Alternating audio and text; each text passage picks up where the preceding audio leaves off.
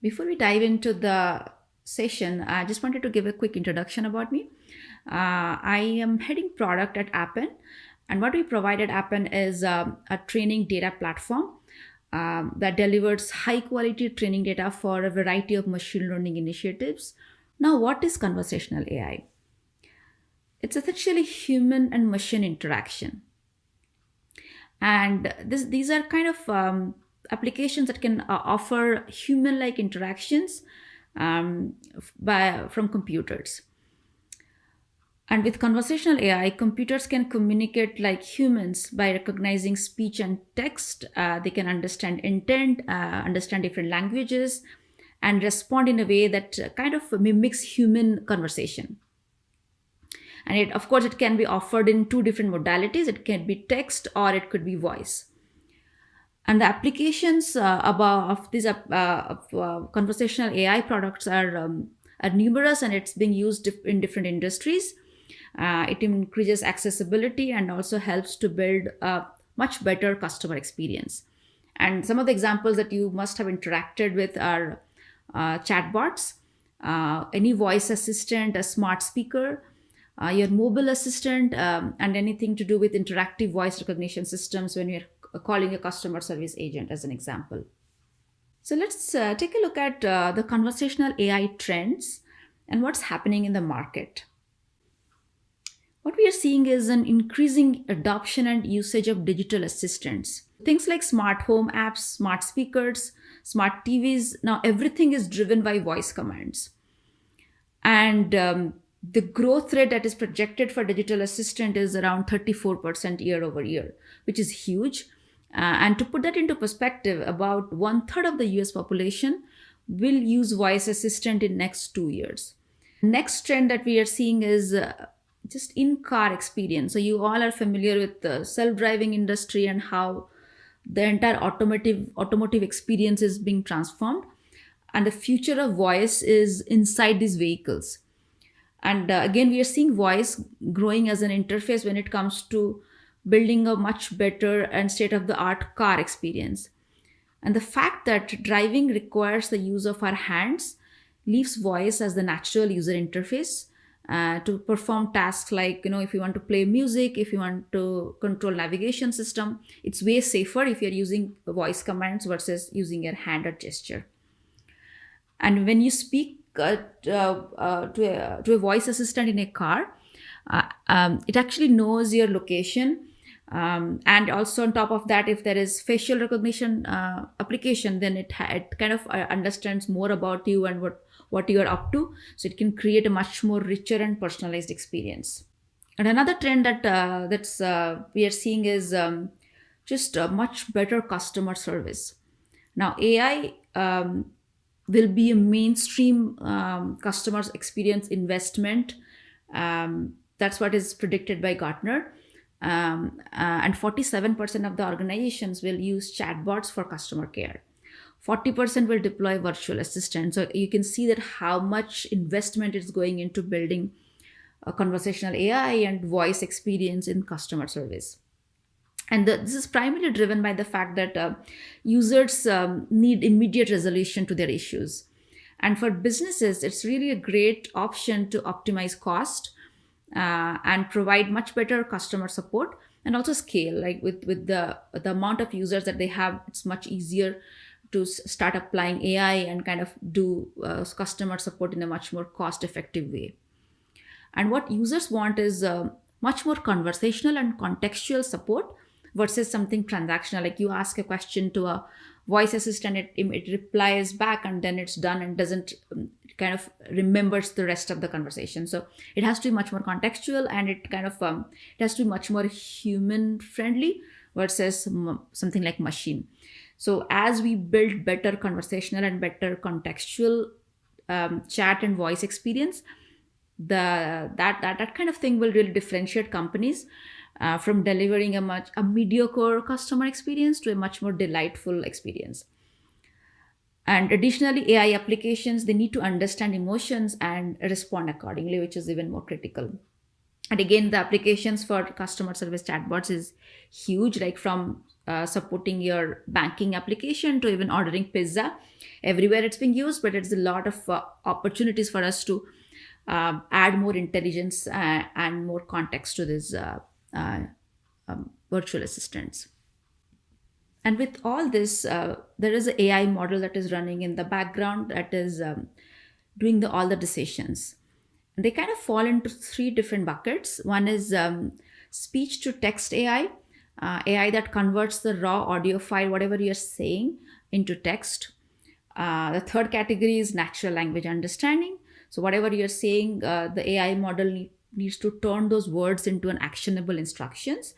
And the third one is about relevance, that understands the relevance of what you're saying or what you're typing, and it returns the optimal information that can help you.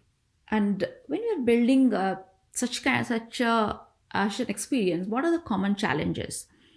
One of the challenges is really around bias and diversity. Again, the AI systems are only as good or as bad as the data they are trained on.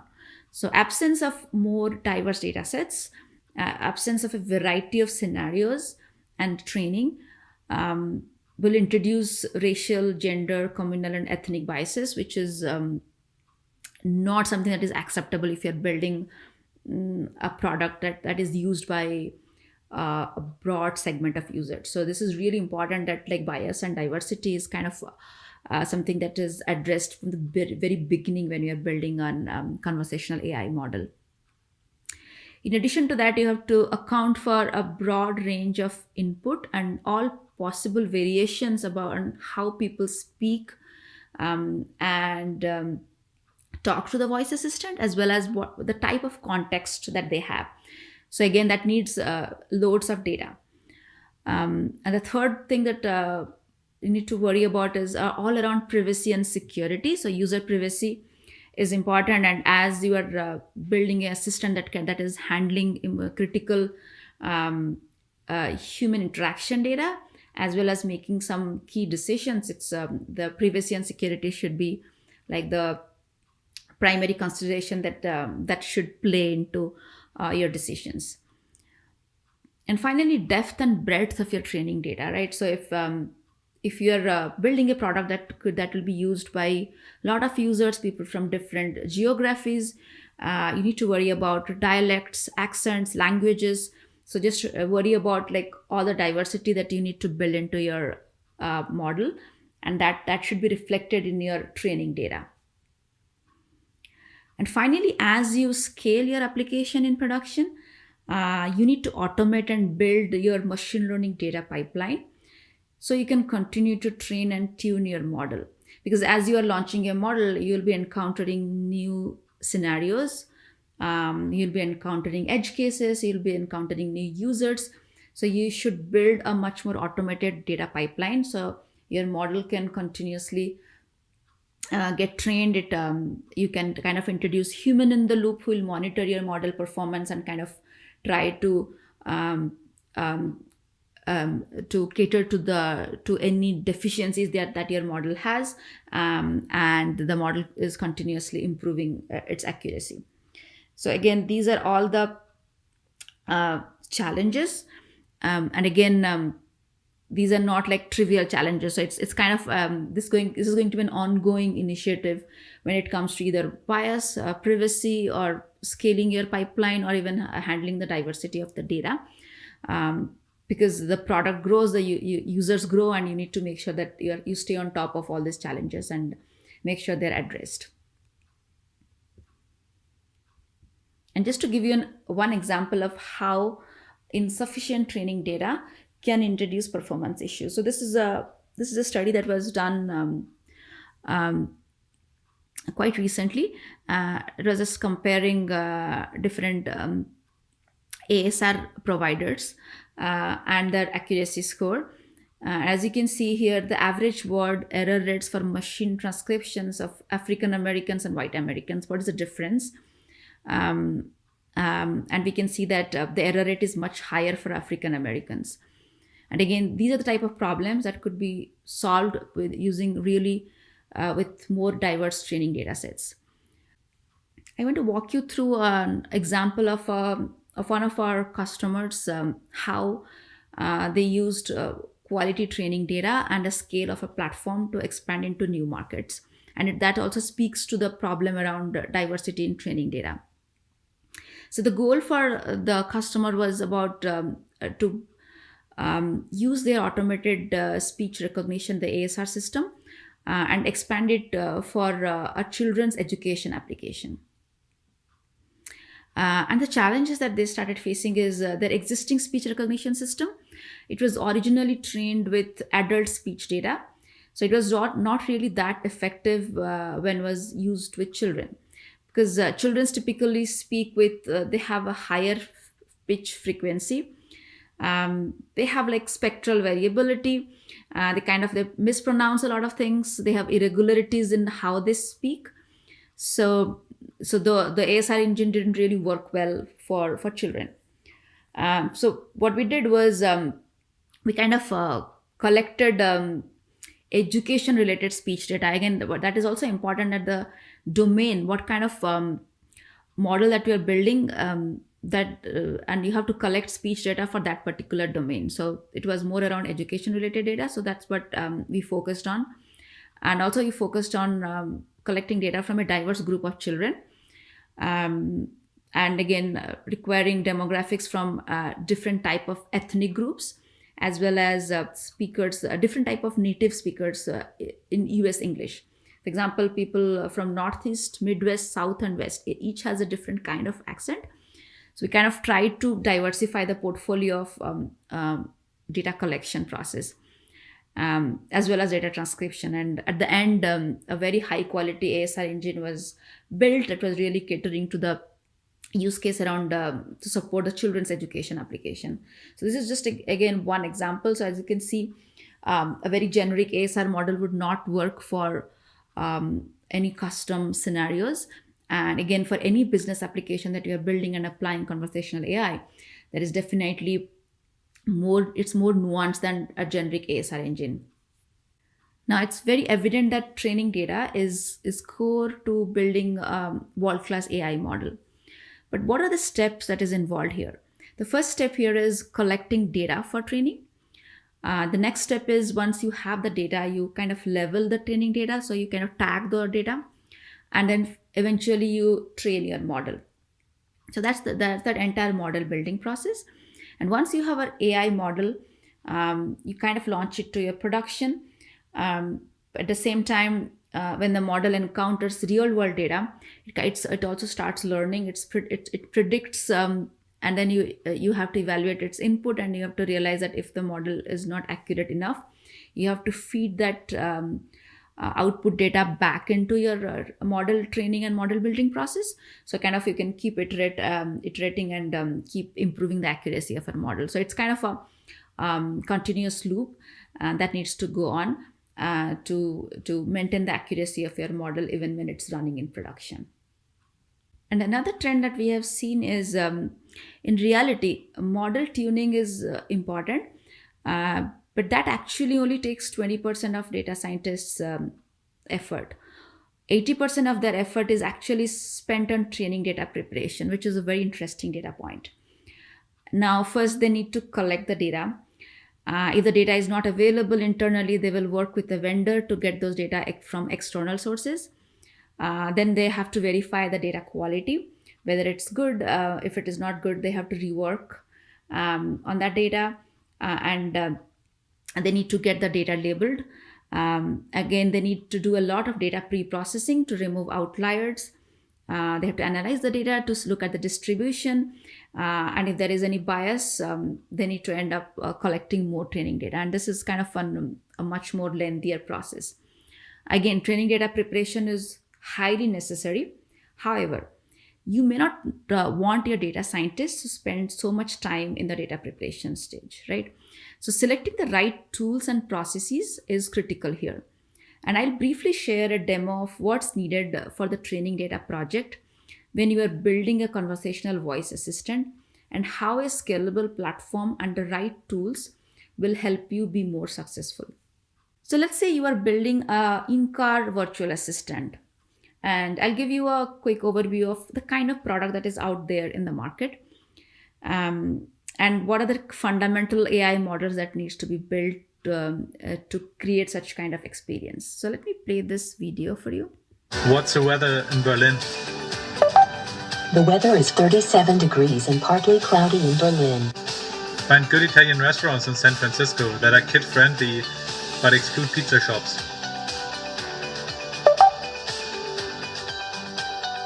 Here are several Italian restaurants with more than 3 stars in San Francisco sorted by rating that are kid-friendly excluding pizzeria.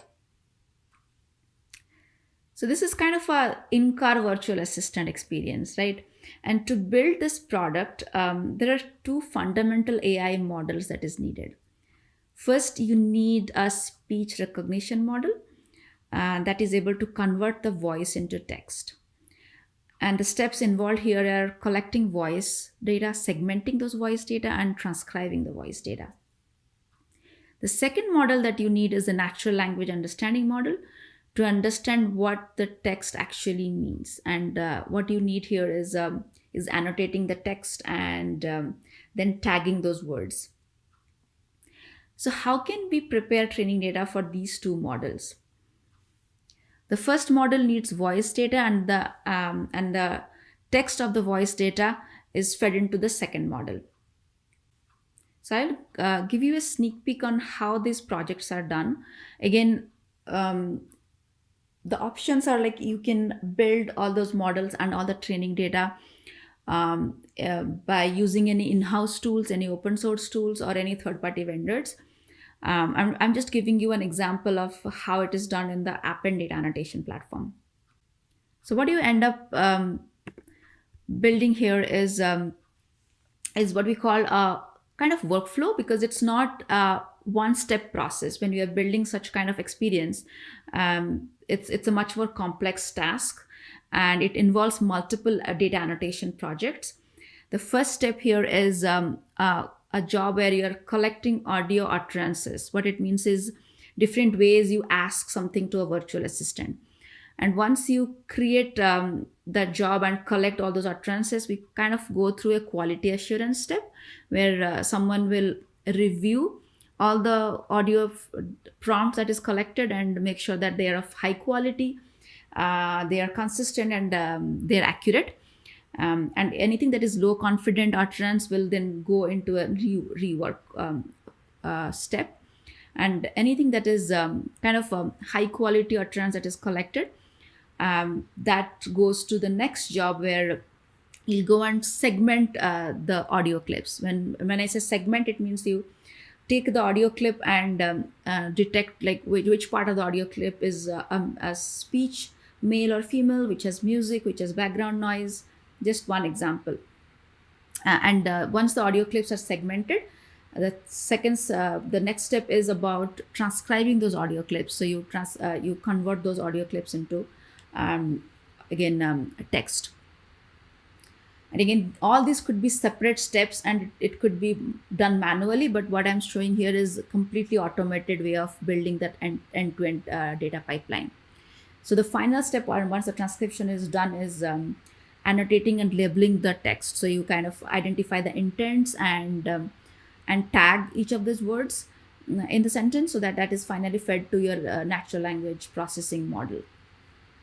And again, it starts with audio collection, then you segment the audio, then you transcribe the audio, and finally you run a text annotation for NER model. And with this workflow, what we end up providing is this entire 6 steps. Everything could be connected, and in real time data flows between each step. And you launch the workflow, and finally you get your annotated data for all your models.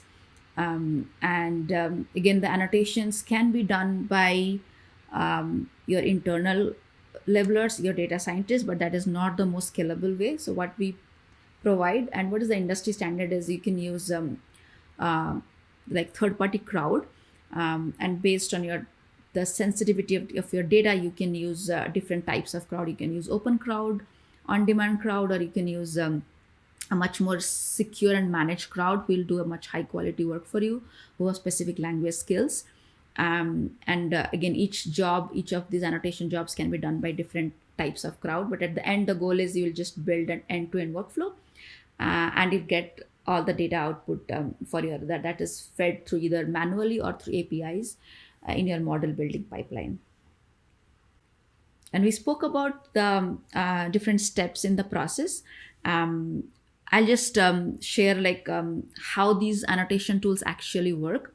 So the first step we discussed was about audio utterance collection, right? So you give a prompt.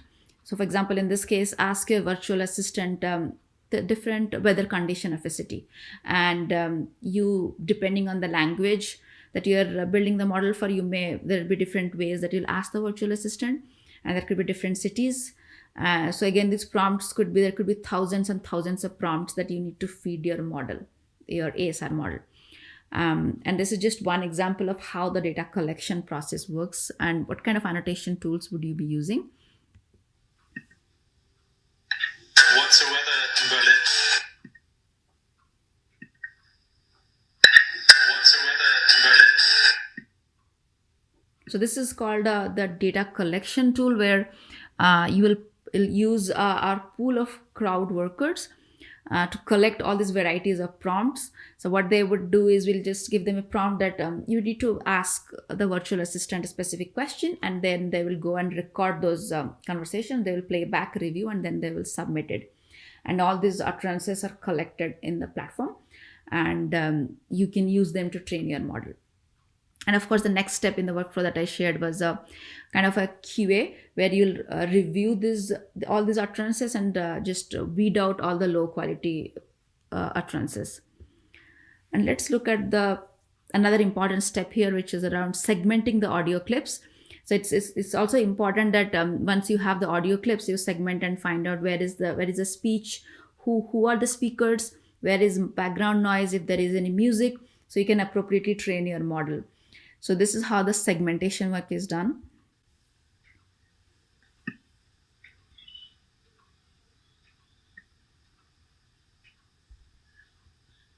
What's the weather in Berlin?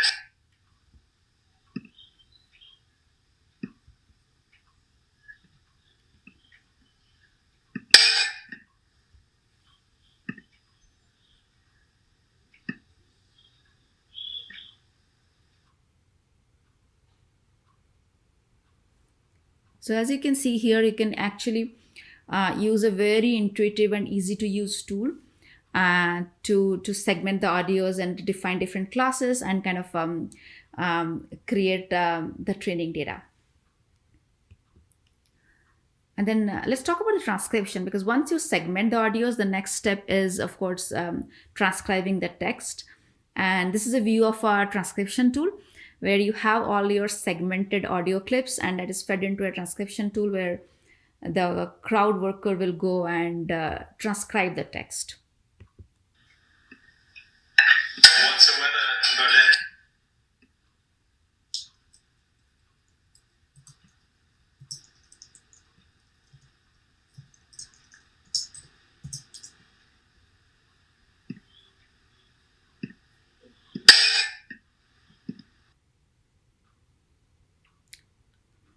Great. So this is how transcription works. But again, I just want to bring one thing here, the concept that once you have your model working in production, you can actually bring your model prediction into all these annotation tasks.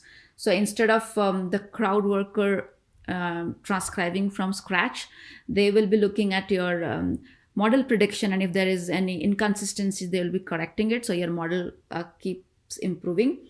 The other thing that we provide in all those tools is more machine learning assistance.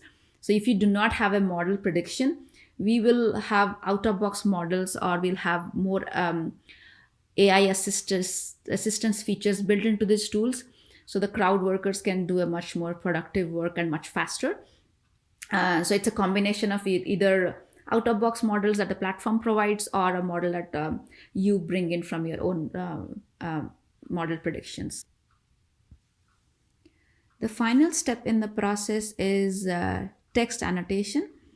And in the text annotation step, human labelers, they go and quickly assign class labels to individual tokens and spans, and this is used for entity extractions and parts of speech labeling.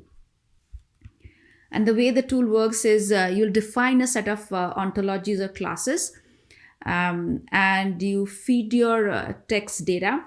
It could be in JSON format or it could be in text format, and then the platform provides out-of-box tokenizers, or you can bring your own tokenizer, and all the tokens are created, and at the end, the crowd worker will just assign class labels to different tokens. And again, there is a lot of usability focus on this tool. So you can see on the right hand side, there is a lot of hotkeys, so you can quickly label them, the tokens. And also you can bring your instructions, and you can customize this tool based on your use case, and it's completely customizable and extensible. And again, you can also bring your own model predictions, just to increase the annotator's precision, recall, and just speed the task with machine learning. And finally, I want to talk about ML data pipeline for conversational AI. So the example that I just shared was a simplistic view of how you can build a virtual assistant workflow in the data annotation platform. But when it comes to some of the more complex scenarios, the steps involved and the pipeline could be even more complicated. So this is an example of a customer service an agent interaction kind of AI agent. And as you can see here, there is the first step here is you're collecting a lot of unstructured data, and that could involve audio collection, text utterance collection, intent classification, and even dialogue collection. So if you're building a customer service virtual assistant, you are generating essentially dialogue between a customer service agent and a customer, and you need to feed all those contextual and conversational dialogue to your chatbot or your AI assistant model. So again, you can generate all those unstructured data through a data collection step. And second step is just different types of data annotation, from audio segmentation to audio transcription to text annotation. So this is another tier of annotation. And finally, you feed your annotation data to your model. The model starts predicting, and then you are evaluating your model performance. And based on the performance of your model, you decide either to collect more data if you do not have enough data from different segments, or just re-annotate the data and correct the model prediction if the prediction quality is low. And as long as you can automate the entire pipeline, and you are launching tens and thousands of models in production, you can actually scale much faster. And the reason why you should look for a platform that kind of supports all these diverse kind of use cases as well as an automated data pipeline is because you can really scale in production and kind of address all the complex use cases and scenarios that you're looking for. And this is what at Appen we provide, and we kind of encourage our customers to think about both quality and scalability in mind from the very beginning when they're experimenting with conversational AI applications. Again, finally, I want to say that conversational AI, building that kind of experience is a complex endeavor, and you need to think from different directions around the diversity of training data. How do you collect data? How do you train data? What kind of processes, what kind of tools you'll be using, and who will be annotating the data? Do you want to engage the right crowd workers? Do you want in facility? Do you want NDA crowd? Do you want people who are really skilled in different languages? So again, considering all those complexities from the very beginning will help you build the right processes and the right infrastructure as well as the right tool sets to be more successful in future. Thank you for joining me today. I really appreciate your time.